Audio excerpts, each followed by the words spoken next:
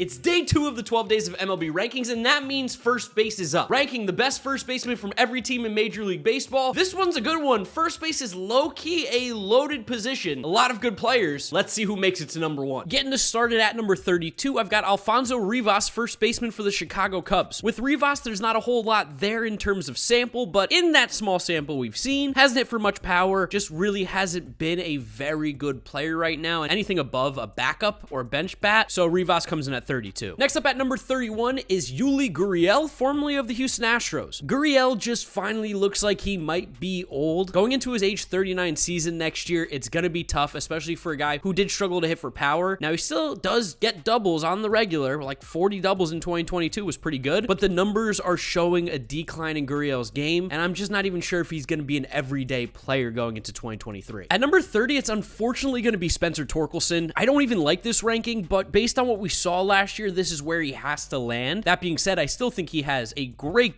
potential ceiling. It's just really hard to be a good hitter in Detroit, especially when Torkelson struggled like he did. Last year, Torkelson had 8 home runs, 16 doubles, and 28 RBIs in 110 games with a 604 OPS, batting average just around 200. I hope things turn around next season for the former number 1 overall pick. For the 29th best first baseman in Major League Baseball, quite a disappointing year in 2022, that's going to be Jared Walsh of the Los Angeles Angels. Walsh just looked really bad in 2022. Of course, he struggles against lefties, but that wasn't the only reason. He wasn't getting on base, he wasn't hitting for as much power, the numbers all around were just down, which makes me believe that maybe he just got figured out. He's still too good of a player to be as bad as he was last year, but when everybody at the first base position hits, you gotta penalize the guys who don't, and Walsh was that guy last year. Moving on to number 28, I've got Luke Voit, free agent, formerly of the Nationals and Padres last year. Voit still has great pop in that bat, 22 homers, 22 doubles last year with 69 RBIs, nice, but the all-around good hitter that we saw in 2020 and 19 with the Yankees has just kind of gotten worse and worse. Consistent playing time, along with changing lineups and bad teams with the Nationals, has made it a little bit tougher, but right now, Luke Voit is one of those outside-looking-in options at first base, and is probably more useful at a DH position. At the number 27 spot, Miami Marlins first baseman Garrett Cooper. I actually really like Garrett Cooper. I think he's a really good hitter, but we did see the power numbers fall off a cliff last season with only 9 home runs in 119 games. That being said, still an extra base hit machine, still a good hitter because he finished with an OPS plus at 113. He's a guy who barrels the ball, hits it well, was an all-star in 2022. Good player, just not one of the best first basemen I think right now. For the 26th best first baseman, I gotta put Joey Baseball here, Joey Meneses. Joey Meneses, what a story. 30-year-old rookie, came up with the Nationals this past season and took the league by storm. 13 homers, 14 doubles, 34 RBIs in 56 games, hitting .324 with a .367 on base, .563 slugging, .930 OPS plus at 165. Now we take those with a grain of salt because again, it's a small sample. This is basically the 2020 season, but he was really good. Did start to see him tail off a little bit at the end, which makes me think that he's kind of getting figured out, but you gotta love the Joey Meneses story. Dude was a beast in 2022. Getting the top 25 started at the number 25 spot, I've got Andrew Vaughn. Vaughn has kind of been unlucky the last few years in that he's a first baseman who's played, it seems like, every position but first base, and I think that has affected him at the plate. All that being said, he did look a lot better in 2022, where he finished with 17 homers, 28 doubles, and 76 RBIs in 134 games, with a .271 average, .321 on base, .429 slugging, and .750 OPS. Vaughn is a good hitter. It's just, again, first base is loaded. We are now in the territory of everybody is a good hitter. It's just who's better, and I think Vaughn right now is towards the bottom of that list. Coming in at number 24, I've got Ji-Man Choi of the Pittsburgh Pirates. Did you guys know Ji-Man Choi is a barrel machine? The dude has crazy high exit velos, barrels the ball at an elite rate, and he's just kind of always hit well. Last year in 113 games, 11 homers, 22 doubles, with a .233 average, .341 on base, .388 slugging, and a .729 OPS. Those numbers weren't amazing, but of course, as we know, the offensive production was down last year, and for a guy who does barrel the ball as well as him, I expect big things out of him in Pittsburgh, where it looks like he might play every day. Next up at number 23, CJ Cron of the Colorado Rockies. CJ Cron is one of those players that doesn't get enough love. Finally made an all-star team though last year, and he deserved it, but he did cool off a lot in the second half. Still finished with 29 homers, 28 doubles, and 102 RBIs, with a .783 OPS. Of course, in Colorado, the numbers are going to be a little bit boosted, which is why his OPS plus was 107, but I think CJ Cron does mash, is a good hitter, but he's also useless at first base. He's got like no hands. I think we might be starting to see the end of Joey Votto, maybe? I said this before, he proved me wrong, so I'm hoping he does it again, but I gotta put him at number 22 for right now because his 2022 season was not very good. Votto still barreled the ball relatively well, still had some decent exit velos, but his chase rate and K rate were at all-time low, and he just didn't look like the same player. He just kind of looked old, and we started to see a little more injuries happening too. Votto will always have that elite plate discipline. He'll get on base, and he'll probably still hit home runs because he plays in Cincy. But with all this young talent in Major League Baseball, all these great hitters, and Joey Votto being on the wrong side of 30, I just can't really put him much higher. Just outside the top 20 at number 21, I've got Seth Brown of the Oakland A's. I wanted to put Seth Brown higher, but really at the end of the day, he's just kind of like every other first baseman. He's a really good hitter. 25 homers, 26 doubles, 73 RBIs, hitting .230 with a .305 on base, .444 slugging, .749 OPS to give him an OPS plus at 116. He is good. This list is loaded. Can't believe I have to keep him outside of the top 20, but that's where Seth Brown goes. Getting the top 20 started at number 20, I've got Josh Naylor of the Cleveland Guardians. Naylor had a little bit of a breakout year in 2022 with 20 homers, 28 doubles, and 79 RBIs, a career high in batting average, on base, slugging, and OPS. It was a career season for Josh Naylor, and I think he can continue it. He has a sweet left-handed swing, crushes right-handed pitching. He definitely is more of a platoon player. Don't let him see a lefty, but he's got enough pop in that bat to get inside the top 20. Coming in at number 19, maybe a little aggressive, but I've got Tristan Casas of the Boston Red Sox. Casas did get some time at the major league level this past season in 27 games, showed a little bit of pop with 5 homers in those 27. He did struggle to get hits, but on base machine, he had a walk rate of 20% with a K rate of 24% in his first month in Major League Baseball. Casas has always had a lot of hype as a prospect, always been known to have an elite eye, and as long as he gets the at-bats, I expect him to be a top 20 production first baseman next year for the Red Sox. For the number 18 spot, let's go to Milwaukee and talk about Rowdy Tellez. Rowdy is a barrel king. He's an exit velo beast. 35 homers, 23 doubles, and 89 RBIs last year in 153 games. But that's kind of it. I mean, he gets on base relatively well. We'll give him that, over 10% of the time. But he's basically useless in the field, and let's be honest, he is a DH. It's just he is so elite at hitting for power that he gets inside this top 20 because the power is crazy. At the number 17 spot, I had a tough time putting Brandon Belt here, but that's where I ended up going. He did have 2 great years in San Francisco, 2020 and 2021, so can't forget those. But in the small amount of games I did play due to injury in 2022, he didn't look great. So this is one you could get mad at me for. I get it, but I don't know. Brandon Belt's going to be 35 next year. It's going to be a little tougher. And it was probably the worst year of his career. Career lows in batting average, a 326 on base, 350 slugging. All the stuff that you liked about Brandon Belt just wasn't there last year, and that's why he gets bumped down so much. At number 16, I think this is where we start to talk about some real good players now. Like, these are guys I want on my team, and Luis Arraez is one of those. Luis Arraez is a really, really good player. Unconventional first baseman. It's not really even his position, but that's where he's going to play for the Twins most likely. He's a contact-oriented guy first. 8 homers, 31 doubles, 49 RBIs with a 316 average, 375 on base, 420 slugging, and a 795 OPS. Good for an OPS plus at 130. That is by far the best season he's ever had in his career. He led the American League in batting average. I think Luis Arraez is a really good player. It's just personally for me at the first base position, I need to see a little bit more home run power. That's what gets me going. That's what I think separates him from the guys above him. He's really good offensively, not really even a first baseman, but he's a contact-oriented guy first. Still absolutely sick, and he's only 26 years old. This next guy, getting the top 15 started, Ryan Mountcastle, had a worse year statistically than Luis Arraez, but all his peripherals are significantly better for the most part, except like strikeouts and whiff rate. Because Ryan Mountcastle is a barrel machine, and it's unfortunate that Baltimore moved the fences back in left field because it directly hurts Ryan Mountcastle. He's still going to be really good though. 22 homers, 28 doubles, and 85 RBIs, hitting .250 with a 305 on base, 423 slugging, 729 OPS, 105 OPS plus. Again, this is a personal pick for me. I see his barrel rates, I see his exit velos. He is a very, very good player. As soon as he leaves Baltimore or figures out to hit to right field more, that's when you're going to see Ryan Mountcastle really pop off. Coming in at the number 14 spot in what was a down year, Max Muncy of the Los Angeles Dodgers. Muncy's been weird because he kind of just does this good year, bad year, good year, bad year thing. Last year was a bad year, even still was above a league average offensively, and he still walks like crazy, still gets on base, and still had some pop. 21 homers and 22 doubles with 69 RBIs. Nice, again. But of course, the average was awful at 196. The slugging was down to 384, so overall, he just wasn't really hitting well. I think Max Muncy, though, will bounce back in 2023. He's too good of a hitter. For the 13th best first baseman, we've got Italian beef, Vinny Pasquantino. Vinny P is so good. So good. Last year in his rookie season, 72 games, 10 homers, 10 doubles, 26 RBIs. I know it doesn't sound great, but the slash line was great at 295, 383 on base, 450 slugging, 832 OPS in Kansas City, and he walked more than he struck out in his first year at Major League Baseball. 35 walks, 34 strikeouts. That's a walk rate of 11.7% and a strikeout rate of 11.4%. That's disgusting. Italian beef, Vinny Pasquantino? Throw some respect on his name. This dude's a stud. Coming in at the number 12 spot, I've got Josh Bell of the Cleveland Guardians. They're making moves. Josh Bell's a good one. He's a good first baseman. The last couple years for Bell have been really solid, and even better when he was with Washington, struggled a little bit with San Diego. Over the last few years we're seeing Josh Bell average about 22 homers, 25 doubles, and 80 RBIs this season with an OPS around 802. That's really good for a switch hitter. Of course, just hit the ball in the air more and Josh Bell will become one of the best first basemen in baseball, like we saw back in 2019, because he just absolutely crushes baseballs. Still a very good player. He had a 12.5% walk rate this year. That's sick. And then just missing out on the top 10 at number 11, University of South Carolina Gamecock alum, Christian Walker of the Arizona Diamondbacks. I say it every year whenever I talk about him. I love Christian Walker. He's a good ball player. I won't call this Walker's breakout because 2019 was probably that, but this was by far the best year he's had. 36 homers, 25 doubles, 94 RBIs with a 242 average, 327 on base, 477 slugging, and an 804 OPS, along with he is probably the best fielding first baseman in the game. If you look at Christian Walker's Baseball Savant page, you'd get it confused with Mike Trout's because the exit velos and the barrel rates and all of that is absolutely elite. Christian Walker is really good. Getting the top 10 started at the number 10 spot, I've got Rhys Hoskins of the Philadelphia Phillies. Pains me to say because he's one of my least favorite players, but Rhys Hoskins is good. I think I even said that last year. He's just a good ball player. 2022 was no different than the past. He hit a lot of home runs, a lot of doubles, got on base, still stinks at first base defensively, but when you're hitting 30 homers and 30 doubles with 80 RBIs and an 800 OPS, that gets you in the top 10, especially because he gets on base too. The big fella is good. For the 9th best first baseman in Major League Baseball, New York Yankees first baseman Anthony Rizzo. Over the last few years, we've seen Anthony Rizzo change his approach at the plate. He just doesn't care about hitting for average anymore. He's just trying to hit bombs, and it's worked out. He was really good in 2022. Swing is made to play in Yankee Stadium. 32 homers, 21 doubles, and 75 RBIs with a 224 average, 338 on base, 480 slugging, 817 OPS. Good for an OPS plus at 131. The pop is still there. He still has good plate discipline. He still gets on base, and of course, he's a good first baseman. Anthony Rizzo staying inside this top 10. Next up at number 8, one of the more underrated players in baseball, Ty France. Although maybe he's properly rated now, because people are throwing respect on his name, as you should. He's a good ball player. Another good season of 20 homers, 27 doubles, 83 RBIs, an OPS at 774, gave an OPS plus at 125. Ty France is just an all-around good player. He doesn't do anything at an elite rate, but he does everything well, and that's good enough to get him inside the top 10. Newly acquired first baseman of the Houston Astros, Jose Abreu, is my 7th best first baseman. Abreu just keeps mashing. For those of you who've been watching these rankings for years now, I'm always going to bang the Jose Abreu drum. He's really good. While the power numbers were down last year, only 15 homers, he was still an extra base hit machine with 40 doubles and drove in 75 runs, hitting 304 with a 378 on base, which is the highest of his career. Something we saw him do last year too was walk a lot, but he cut down the strikeouts this year too. Gave him an 824 OPS. So yeah, strikeouts were at a career low at 16.2%, and he had a walk rate at 9.1. Jose Abreu at 35, 36 years old, he's still kicking it. He's still really good, and I have a feeling he's going to be even better with the Astros. For the 6th best first baseman in Major League Baseball, this is probably the biggest riser on my list, Nathaniel Lowe of the Rangers. Nathaniel Lowe, my goodness, what a year. 27 homers, 26 doubles, 3 triples, and 76 RBIs, hitting 302 with a 358 on base, 492 slugging, 851 OPS